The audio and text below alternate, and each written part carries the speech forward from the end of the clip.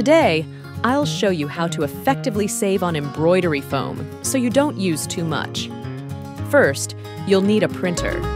Print out your future design using any embroidery software. Free options like Embrilliance work wonderfully, providing beautifully detailed layouts, scaled 1:1. Start by marking the center of your future item. Ensure the center is also marked on your printed sheet, both horizontally and vertically. Locate the place where your design will go and lay the stitch foam. Then, remove the paper. Now, you know exactly where the word will be embroidered.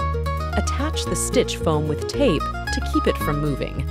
I use 2 layers of 2mm stitch foam, which will give you a great dimensional effect.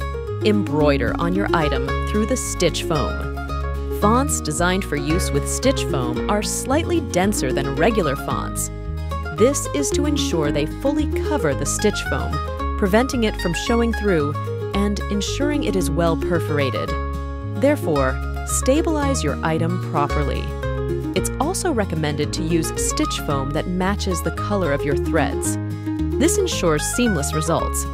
Even if you use a different color of stitch foam, you can remove any visible remnants with steam or a heat gun. Not everyone has a heat gun, but I personally use steam from an iron to get rid of any leftover foam. The ease of removing stitch foam varies depending on the manufacturer. For example, I've used Gunold in the past, which was more challenging to remove. The no-name brand I'm using now is much easier.